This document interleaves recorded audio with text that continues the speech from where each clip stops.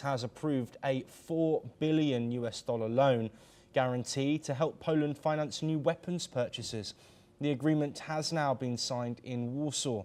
The loan guarantee is being provided under the US Foreign Military Financing Programme and will support ongoing efforts to modernise Poland's armed forces.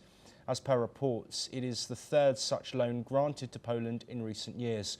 Last year, Washington provided a $2 billion loan guarantee, which officials say Warsaw used to help fund the purchase of Patriot air defence systems, HIMARS long-range artillery, Abrams tanks and F-35 fighter jets.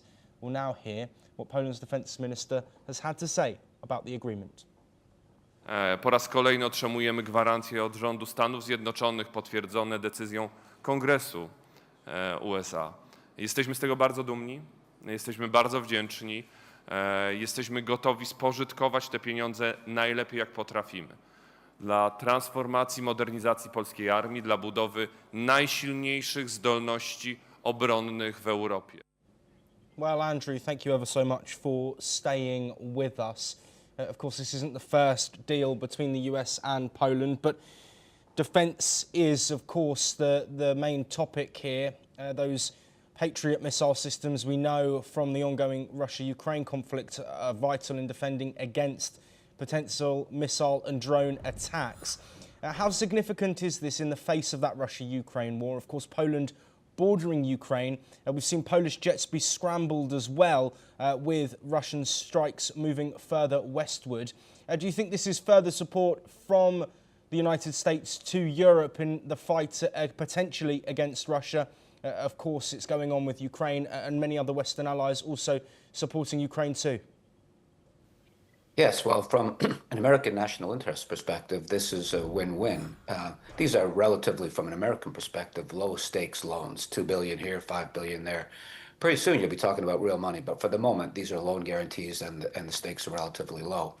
It serves America's national security interests in that it helps blunt and contain Russia. Not so much in Ukraine, which is not going terribly well for the Ukrainians, unfortunately, but for the Baltic states and for Poland. Poland, of course, is now the European military superpower. It spends 5% of GDP on defense. It's really taking this seriously. It's looking to acquire cutting-edge American military equipment that are suited to the modern battlefield, not the battlefield of 1945 or 1995, but to 2025. And so from an American perspective, blunting Russia's ambitions in the Baltic and Eastern Europe, that's good from an American perspective. But we shouldn't forget that these loans are being offered at discount rates to Poland so that it can buy American military equipment. It can keep Americans employed. It can help with the balance of trade between Europe, broadly understood, but especially between Poland and the United States. So for the Americans, it's I was going to say win-win. It's win economically, it's win strategically, but it's lose in another sense. The United States is sending much of its most advanced military equipment to Ukraine or to the eastern-most members of NATO. That's leaving very little in America's arsenal to deal with challenges and threats elsewhere in the world, Taiwan being the most obvious example, but not the only one. So it's win-win-lose in a sense. For the Poles, of course, it's a big win strategically. They are acquiring the very, very best and most modern kit that the U.S. has to offer, and it's proven its worth in the battle space of Ukraine. So it's a win situation for them, even though they have to repay the loan at some point. But that's way down the road.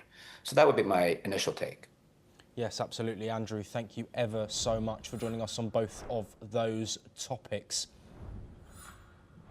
We move on now, and Nyara Energy